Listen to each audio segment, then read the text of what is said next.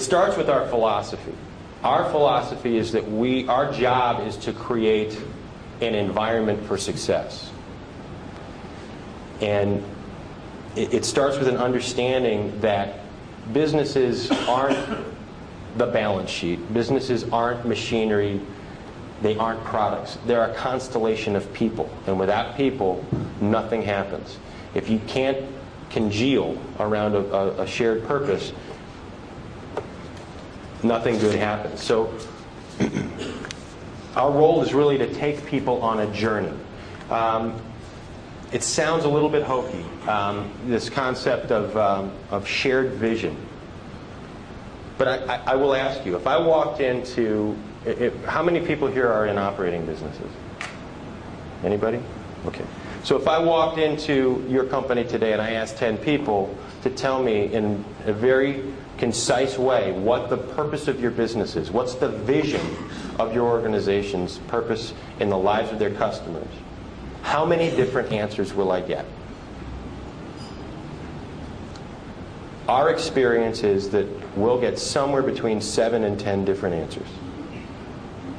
And from where we sit, that's like pushing on a string. It's very difficult to get where you're going if you don't know where that is. Is it like, what is it? Was it Spanky from our gang who said, I don't know where I'm going, but I'm on my way. So, you know, our job is to help create an environment for success. And it starts with that concept of a shared vision. So, what does that really mean? So, I'm going to have to yell here.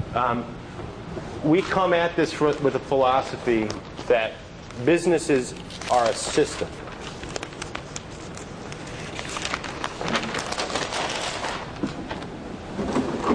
Sorry if there's some people who aren't going to be able to see this, but a lot of people come at this process with a focus on financial results, right?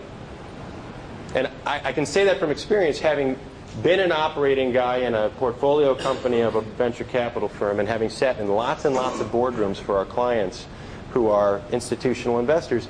The focus is almost always entirely on these financial outcomes. Our bias is really to start by helping people understand the context in which they're operating and to help those businesses understand how they create unique sets of value for customers in the context of a competitive marketplace. It's this concept of sustainable competitive advantage, right? How do we help seek out a competitive position in the market that's unique and that differentiates this business from others?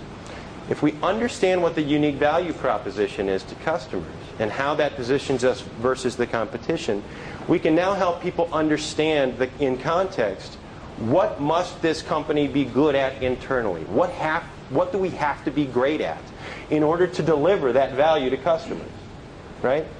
What are the activities that need to be going on inside this organization? What are the skills and capabilities that we must possess to deliver that set of unique value?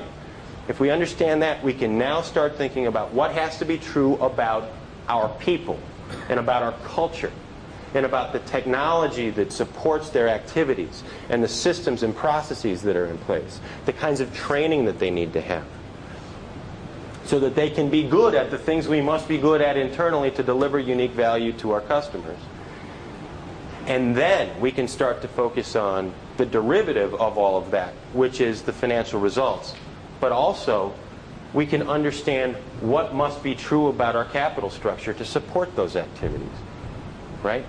In order to be competitive, in order to outperform our competition, what must be true about our financial performance? What must be true about our capital structure?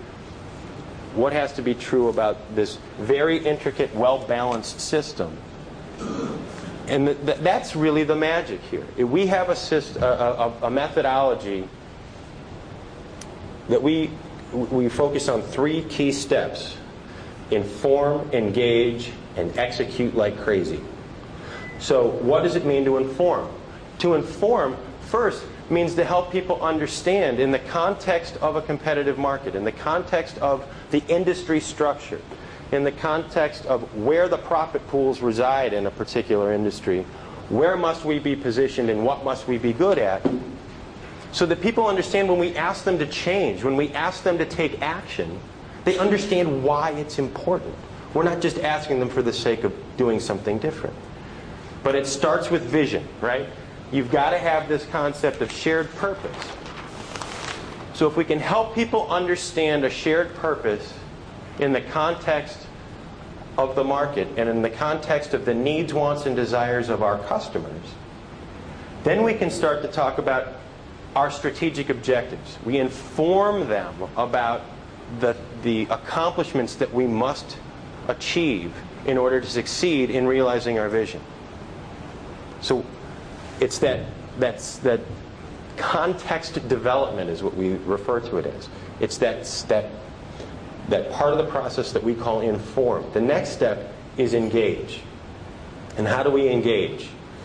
Well, you know as well as I do that when somebody tells you what to do, your level of enthusiasm and energy is far different than when you've decided what you want to do, right?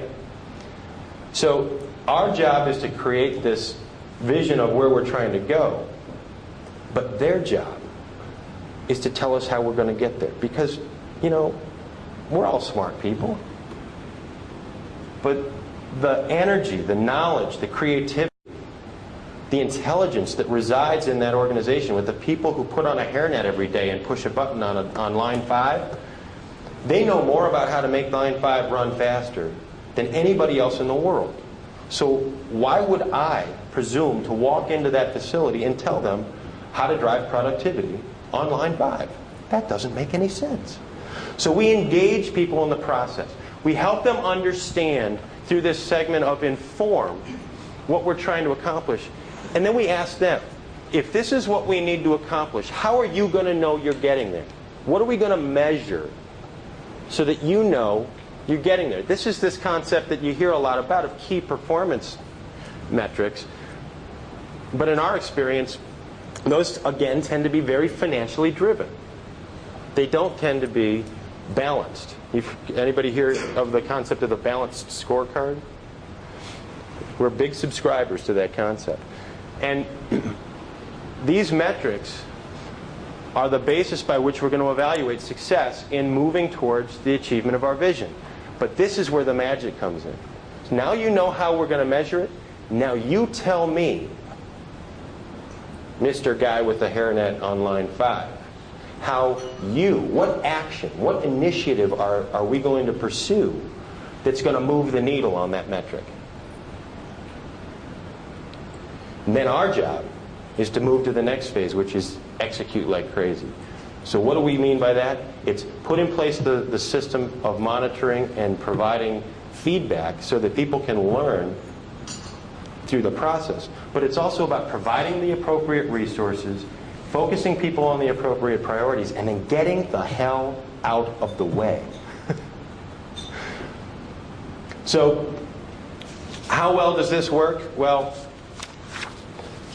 over the last 8 years, as I say, we have created literally hundreds of millions of dollars of equity value for other people by pursuing this methodology in businesses that are owned by private equity, venture capital, and family offices. So in an environment where we believe that the emphasis needs to be on operating performance to yield effective results for private equity returns, we believe that this approach, this methodology, and our bias towards operations and strategic execution is the difference between mediocre and superior results in private equity transactions in the lower end of the middle market.